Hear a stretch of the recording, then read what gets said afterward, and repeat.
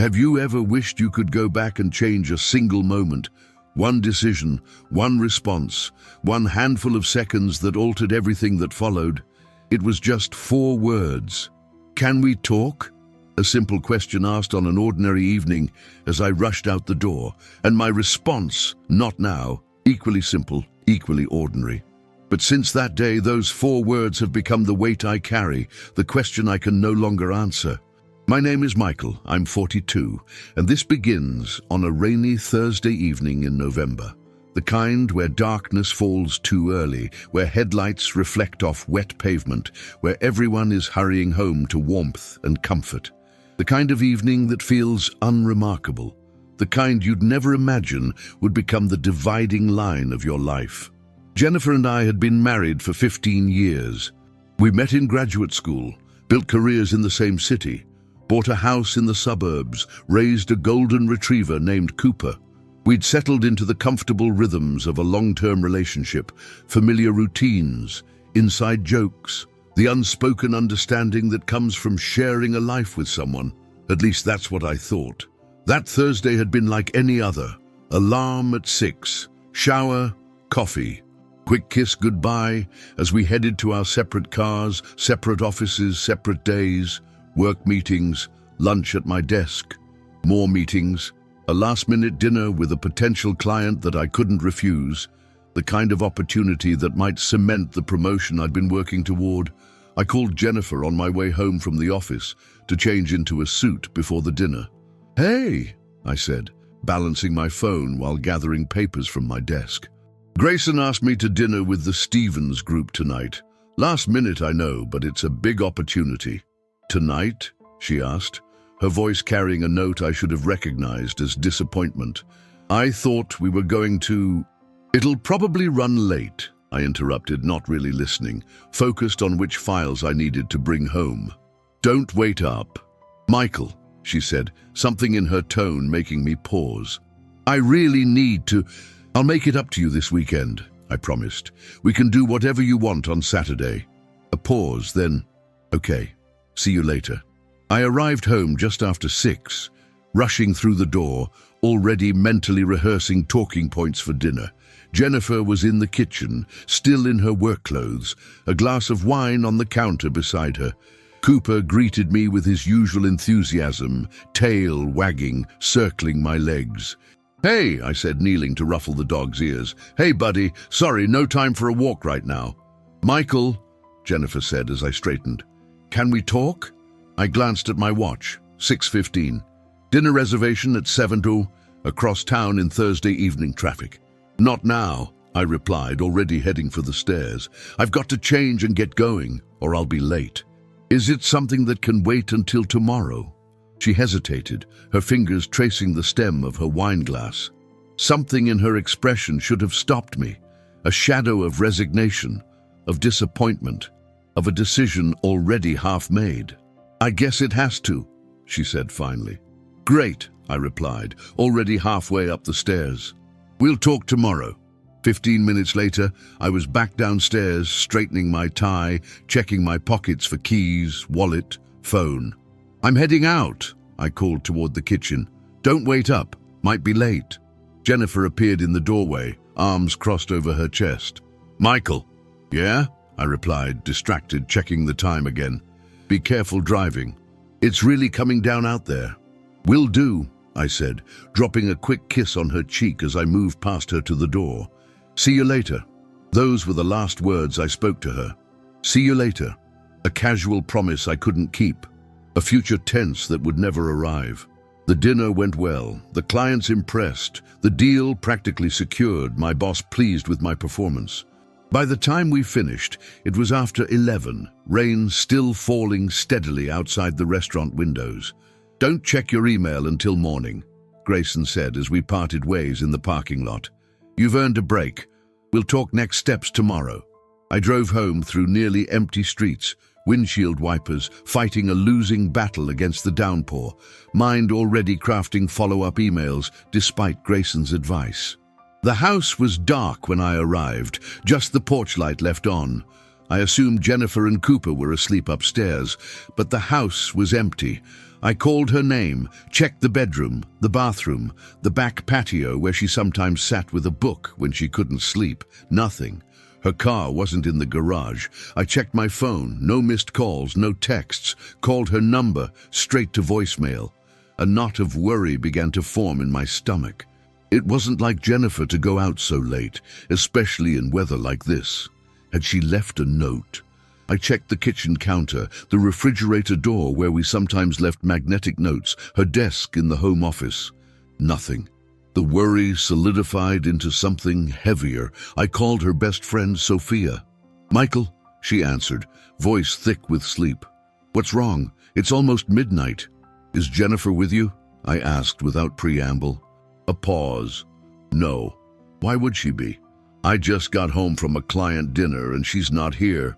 Her car's gone, Cooper's gone. I thought maybe—" "Have you tried calling her?" "It's going straight to voicemail." Another pause, longer this time.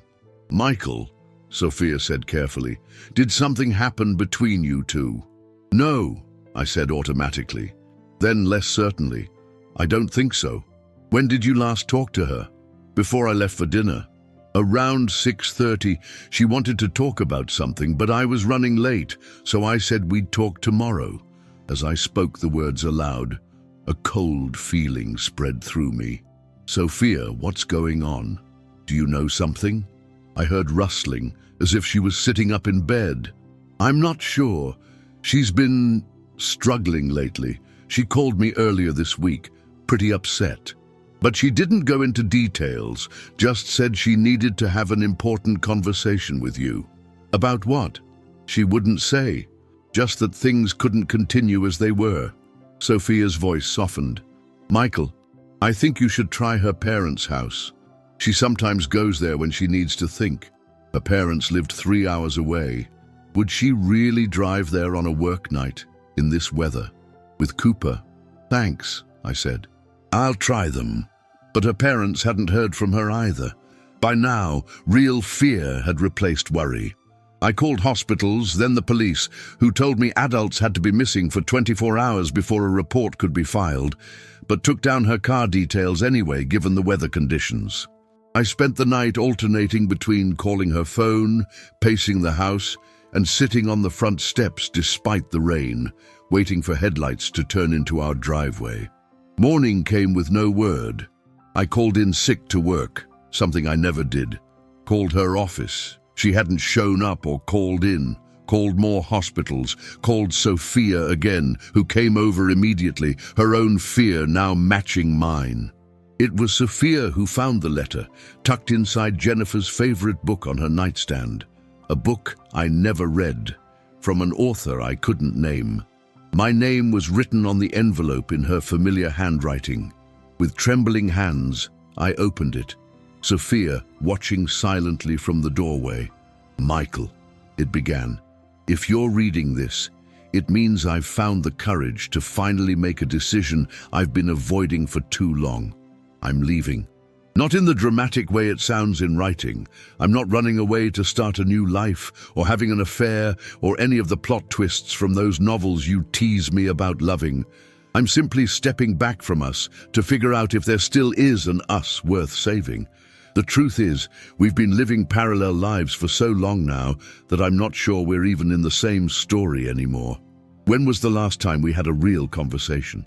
When was the last time you looked at me, really looked at me, instead of through me to the next meeting, the next deadline, the next step on your career ladder? I've tried to talk to you about this so many times. Every attempt met with "not now," or "can we discuss this later," or "I've got a lot on my plate right now," until eventually I stopped trying. Today was my last attempt. I'd made up my mind that if you couldn't make time for this conversation, just one conversation about the state of our marriage, then I would take that as my answer. And you gave it to me. "Not now.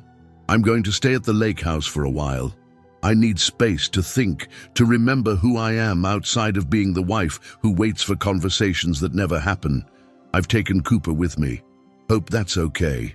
He's always loved it up there. I've turned off my phone. I need the silence, need to hear my own thoughts without interruption. I don't know what happens next. whether this is a pause or an ending. I just know I can't keep living in the margins of your life, waiting for now to finally arrive. Jennifer. The letter slipped from my fingers. The lake house. Of course. A small cabin Jennifer had inherited from her grandparents, about 2 hours north. We used to go there often during our first years together, weekends of hiking, evenings by the fireplace, mornings watching mist rise off the water, but I couldn't remember the last time we'd been there. A year? 2? I have to go to her, I said, already moving toward the closet for a bag. Sophia picked up the letter, reading it quickly. Michael, wait. She says she needs space. You don't understand, I insisted, throwing clothes haphazardly into a duffel. This is all a misunderstanding. We're fine. We've just been busy. Once I explain about the promotion, about how things will slow down after... Will they? Sophia interrupted. Slow down? Because I've known you both for 15 years, and I've been hearing that same line for at least 10 of them. I stopped, her words hitting with unexpected force. What are you saying? I'm saying maybe you should respect her request for space. Think about what she's trying to tell you, about what you might have been missing while you were so busy making partner. But I couldn't wait. Couldn't give her more space, when space was exactly what had created this problem. I needed to see her, to explain, to make her understand that things would be different now, that I would be different. I drove through the continuing rain, hands gripping the steering wheel too tightly, mind racing through all the things I would say when I arrived. How I'd apologize for being distracted, for postponing important conversations, for not seeing what was happening between us. How I'd promised to do better, to be better. The narrow road to the lake house was slick with rain, fallen leaves making a treacherous surface. I drove too fast, anxiety propelling me forward. Around a sharp curve, I saw a flash of red through the trees, emergency lights, a police cruiser, an ambulance. And Jennifer's car crumpled against a massive oak. The world slowed to a terrible crystalline clarity. I pulled over, stumbled out into the rain, was caught by a police officer before I could reach the wreckage. Sir, you can't... That's my wife's car, I said, the words scraping my throat raw. My wife! What followed exists in my memory as fragments. The officer's grim face, words that didn't make sense together. Accident. Last night. Weather conditions. Too late. Cooper was found alive in the back seat, frightened, but largely uninjured. Jennifer had not been so fortunate. The rural road, the storm, the darkness, a deadly combination. While I had been impressing clients over dinner, while I had been securing my professional future, while I had been thinking about follow-up emails and next steps, Jennifer had been driving through the storm toward a refuge from our failing marriage, a letter of goodbye on our nightstand. And now it was too late. Too late for the conversation she had wanted to have. Too late for me to finally say, yes, now is the perfect time to talk. Too late for apologies, for promises, for second chances. Can we talk? Not now. 4 words exchanged in a moment I thought was unremarkable. 4 words that would echo in my mind forever. 4 words that captured everything that had gone wrong between us. Her reaching out, me pushing away, her making space for us, me filling every available moment with work. And now silence was my only answer. A silence that stretches across days and weeks and will eventually become years. A silence where her voice should be, asking questions I can no longer respond to, making observations I can no longer acknowledge, offering a love I can no longer return. The house feels cavernous now, too large for one person and a grieving dog. Every room holds memories of conversations postponed, of connections deferred, of a relationship I thought was solid but was actually eroding beneath my feet while I was too busy to notice. Too late now to say the words that might have mattered. Too late to make the time that might have saved us. Too late to answer the simplest, most important question. Can we talk? It's been 8 months since that November night. 8 months of carrying those 4 words with me, of hearing them in the quiet of our home, now just my home, of imagining all the ways I could have responded if I'd understood what was really being asked. Summer has arrived, bringing warmth that seeps into every corner of the house except the hollow space in my chest. Jennifer loved summer. The garden she tended with meticulous care, the evening walks with Cooper as daylight lingered, the weekends we used to spend at the lake house before my calendar became too crowded for such indulgences. I've changed in ways both profound and mundane. Colleagues note my new boundaries around work hours, my habit of turning down non-essential travel, my tendency to ask about their families and actually listen to the answers. Friends comment on my attentiveness, my presence, my willingness to sit in silence without reaching for my phone. But these changes come too late for the one person who needed them most. Cooper noticed first. The way I now sit on the floor with him in the evenings instead of at my desk, the longer walks on weekends, the space I make for his simple canine needs, affection, exercise, companionship, things Jennifer always prioritized while I was too busy climbing corporate ladders. My therapist, yes, I started seeing one, calls it complicated grief, intensified by regret and unfinished business. She says I'm mourning not just Jennifer, but the future we'll never have, the conversations we'll never finish, the chance to fix what I broke through neglect. You cannot change your last interaction, she reminds me during sessions, but you can honor her memory by learning from it. So I'm trying. I listen when people speak instead of formulating my response while they're still talking. I make eye contact instead of glancing at screens.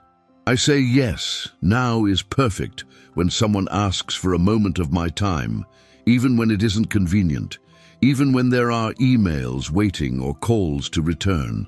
Small changes, perhaps, but they represent a fundamental shift in how I approach relationships, prioritizing connection over convenience, presence over productivity. 3 months ago, I made a decision I'd been considering since reading Jennifer's letter. I declined the promotion I'd been working toward, the partnership track that had consumed so much of my focus, so many of my evenings, so much of the attention I should have been giving to my marriage. "Are you sure about this?" my boss asked, bewildered. "After everything you've put into it? After the Stevens account?" The Stevens account. The dinner I couldn't miss. The reason I'd said those fateful words. "I'm sure," I told him. "My priorities have changed. I've shifted to a less demanding role at the firm, working reasonable hours, taking actual weekends off, using vacation days rather than hoarding them like a miser with gold coins. My income is somewhat lower, but what would I have spent it on anyway? More things to fill the house, more status symbols to compensate for the emptiness in my personal life. My colleagues don't understand. They see my decision as a reaction to grief rather than a correction, of course. You'll feel differently in a year, they assure me, certain that ambition will reassert itself once the initial shock of loss has faded. But they don't understand what I've come to recognize, that success measured in billable hours and client acquisitions means nothing if you've failed at the relationships that matter most. That no promotion is worth the price of saying, "not now," to someone you love. 2 months ago, I finally found the courage to visit the lake house. It had remained locked and empty since the accident, a pilgrimage I couldn't bring myself to make until now. The small cabin was exactly as Jennifer must have imagined it that night, peaceful, removed from demands, a place where conversations could unfold without interruption. Cooper accompanied me, his initial excitement at the familiar location fading to confusion when he realized Jennifer wasn't there, wouldn't be coming through the door with groceries or walking shoes or a book to read by the water. I sat on the dock that first evening, watching the sun set over the lake, trying to imagine what Jennifer had been thinking as she drove toward this place. Had she been angry, resigned, hopeful that distance might actually bring us closer? Had she played out conversations in her mind, practicing what she would say when I finally called, when I finally noticed the magnitude of her absence? "Can we talk?" she had asked. "Not now," I had answered. But now, Sitting on the dock where we had once spent countless hours in comfortable silence or easy conversation, I realized that Jennifer had been asking that question in 100 different ways over the years. Every time she'd placed a hand on my arm while I was typing emails. Every dinner where she'd asked about my day and really listened while I offered distracted monosyllables about hers. Every weekend she'd suggested a drive to the lake house, only to accept my excuses about deadlines and client needs. She'd been asking to talk, really talk, for years, and I had been answering not now, just as long. That night, I slept in the cabin's small bedroom, Cooper curled at my feet, more at peace than he'd been in months. In the morning, I explored the cabin fully, looking for traces of what Jennifer had been thinking, feeling, planning. In the desk drawer, I found her journal, the one she'd been keeping since college, the one I'd teased her about but never actually read. The last entry was dated the night of the accident. I'm at the lake house. Cooper is settled on his favorite rug by the fireplace. The rain is beating against the windows, but inside it's warm and quiet. The kind of quiet I've needed for so long. I left a letter for Michael. Probably the hardest thing I've ever written, not because the words were difficult to find, but because I've been saying them in my head for years, rehearsing this moment while hoping it would never come. I don't know if he'll understand, if he'll finally hear me now that I've had to resort to such a dramatic step. But I couldn't keep living in the periphery of his attention, making myself smaller and smaller to fit into the margins of his schedule. I still love him. That's the hardest part. I still remember the Michael who used to sit with me for hours on this dock, dreaming aloud about our future, fully present in a way he hasn't been for years. I still believe that man exists somewhere beneath the ambitious stranger who can't spare 5 minutes for a conversation about our marriage. I don't know what happens next. Whether this separation is temporary or permanent depends on what he does now, on whether he finally understands what I've been trying to tell him, that a life filled with achievements but empty of connection isn't really living at all. Tomorrow, I'll turn my phone back on. See if he's noticed I'm gone. See if he's ready to talk now. Tomorrow never came for her. No chance to turn on her phone. No opportunity to see if I'd finally understood what she had been trying to tell me for so long. No way to know that I was already driving toward her, already preparing to say, yes, now. Now is the perfect time to talk. Too late by hours. Too late by a lifetime of postponed conversations. I spent a week at the lake house, reading Jennifer's journal from cover to cover, learning about a woman I thought I knew completely, but had actually been observing from an increasing distance. Learning about her fears, her hopes, her gradually fading belief that I would ever change, ever reprioritize, ever make space for us again. Each entry was like a stone in my chest, heavy with the evidence of my failure. Not a dramatic failure of infidelity or cruelty, but the slow-motion failure of neglect, of treating her love as something that would always be there, regardless of how little I tended it. On my last morning at the cabin, I sat on the dock with Cooper, watching the sun rise over the water, turning the lake to molten gold. In the early light, with birdsong replacing the sound of Jennifer's voice that I would never hear again, I made a decision. I would keep the lake house, not as a monument to grief or a shrine to what was lost, but as a place of remembrance and redemption. A place where I could continue the conversation Jennifer had wanted to have, not with her, but with myself. A conversation about priorities and presence and what it means to truly share a life with someone. 1 month ago, I began volunteering at a local animal shelter on weekends, walking dogs, cleaning kennels, helping potential adopters find their perfect match. It was Jennifer who had insisted we adopt Cooper from this same shelter 7 years ago, overriding my concerns about the responsibility, the time commitment, the limitations a dog would place on our spontaneity. Some limitations are actually freedoms, she had argued. The freedom to love something outside ourselves, the freedom to be needed, She had been right, of course. Cooper had enriched our lives immeasurably, had given us a shared responsibility that connected us even as other bonds were weakening, had been a constant reminder of the joy that comes from meeting another's needs, from being fully present for a being who lives entirely in the moment.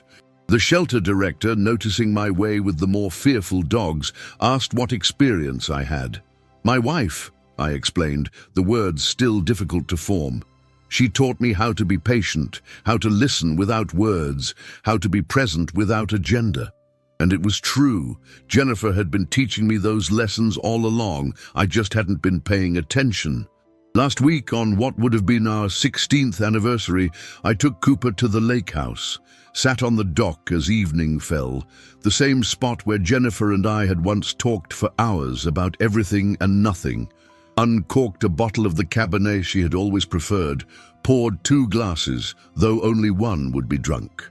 "I'm ready to talk now," I said aloud to the empty chair beside me, to the silent air, to the memory of a woman who had tried so hard to reach me before it was too late. "I'm finally ready to listen." No response came, of course. No voice carried across the water or whispered in the trees, just the quiet lapping of waves against the dock and the steady breathing of Cooper at my feet. But in that silence, I felt something shift inside me, not a release from grief or regret, which I suspect will always be my companions, but a softening around their edges, a recognition that while I cannot change our final exchange, cannot rewind time to answer differently when Jennifer asked that crucial question, I can honor her memory by ensuring I never make the same mistake again. This morning, I received a phone call from my sister in Colorado. We've never been especially close. Occasional holiday visits, birthday calls, the dutiful maintenance of family ties without much depth. "Michael," she said tentatively, "do you have a minute? There's something I've been wanting to talk to you about." A year ago, I would have glanced at my calendar, seen the meetings scheduled back to back, and said some version of, "Can it wait? I'm swamped right now." Instead, I closed my laptop, silenced my phone, and said the words I wish I had said to Jennifer that November evening. "Yes, absolutely. Now is the perfect time to talk. I'm listening." We spoke for over an hour. About her marriage troubles, her career doubts, her fear that life was passing by while she was too busy to notice. Things she had been hesitant to share, knowing my typical impatience with inefficient conversations. When we finally said goodbye, her voice was lighter. "Thanks for listening, Michael. Really listening. It means more than you know, but I do know. I know exactly what it means to be truly heard, because I know the devastating cost of failing to listen when it mattered most. I still hear Jennifer's question in quiet moments. Still rehearse all the ways I should have answered. Still wake reaching for someone who isn't there, never will be there again. Can we talk? A simple request that contained the future of our relationship, the possibility of repair, the chance for connection I had been too busy to nurture. Not now. 2 words that closed a door I didn't even realize was open. 2 words that exemplified everything that had gone wrong between us, my priorities, my distractions, my assumption that important conversations could always be postponed to some more convenient time. But there is wisdom in grief, if we're brave enough to find it, lessons in loss if we're humble enough to learn them. And what Jennifer taught me, too late for us, but perhaps not too late for the rest of my life, is that now is all we ever truly have. That later is a promise we lack the power to keep. That when someone gathers the courage to reach toward us, to ask for connection, to create space for what matters, the only appropriate response is, "Yes, now. I'm here. I'm listening." So if someone asks you, "Can we talk?" especially if it's someone whose love you value, someone whose presence you've been taking for granted, consider carefully how you answer. Put down your phone, close your laptop, look them in the eyes, because sometimes not now becomes never. Sometimes the conversation postponed becomes the conversation lost forever. Sometimes the person reaching toward you is offering a lifeline neither of you realizes you need. I learned this truth too late, for it to save my marriage, too late for Jennifer to see that I could change, too late for us to have the conversation that might have altered everything that followed. But perhaps it's not too late for you. Perhaps in sharing what I lost, what I learned, what I would give anything to change, someone else might make a different choice when faced with those 4 simple words. Can we talk? And answer, without hesitation, yes, now, always.